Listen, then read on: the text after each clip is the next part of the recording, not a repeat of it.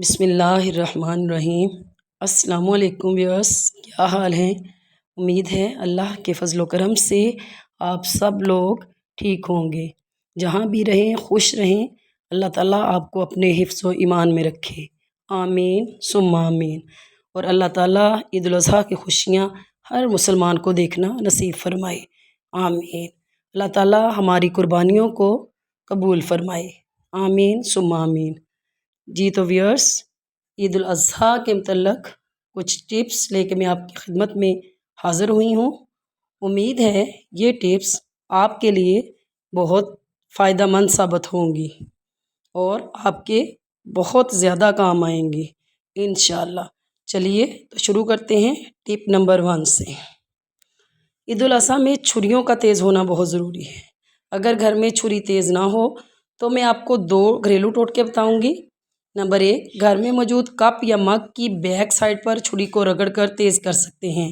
Number 2، گھر میں موجود سیڑھیوں کے کارنر پر بھی چھری کو رگڑ کر تیز کیا جا سکتا ہے۔ چلیے ٹپ نمبر 2 شروع کرتے ہیں۔ جی جناب، اب بات کر لیتے ہیں گوشت کی اسمیل کی۔ جب ہم گھر میں گوشت بنا رہے ہوتے ہیں نا، تو وہاں سے بہت زیادہ گوشت کی اسمیل آتی ہے۔ اب آپ کو پریشان ہونے کی ضرورت نہیں ہے، میں آپ کی خدمت میں ایک ایسی ٹپ لے کے حاضر ہوئی ہوں کہ آپ کے گھر میں سے گوشت کی اسمیل ختم ہو جائے گی۔ آپ لوگوں نے کرنا یہ ہے کہ جس جگہ پر گوشت بنایا ہے وہاں پہ تھوڑا سا میٹھا سوڈا چھڑک دیں اور پھر کمال دیکھیں، گوشت کی اسمیل منٹوں سیکنڈوں میں غائب۔ ٹپ نمبر 3۔ ٹپ نمبر 4۔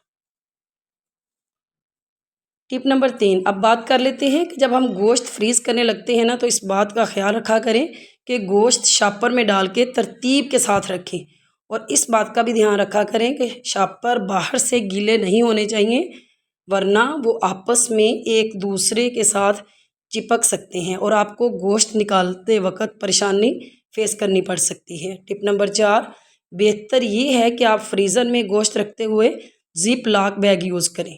ٹپ نمبر 5 اور 6 شروع کرتے ہیں۔ اگر فریزر میں رکھا ہوا گوشت جم جائے تو اس کو علیحدہ کرنا بہت مشکل ہوتا ہے، لیکن ہمارے ہوتے ہوئے آپ نے پریشان بالکل بھی نہیں ہونا۔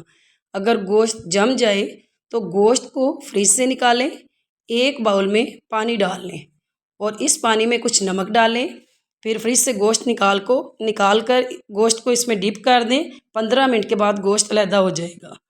ٹپ نمبر 7، بات ہو رہی ہے گوشت کی تو کلیجی کو کون بھول سکتا ہے۔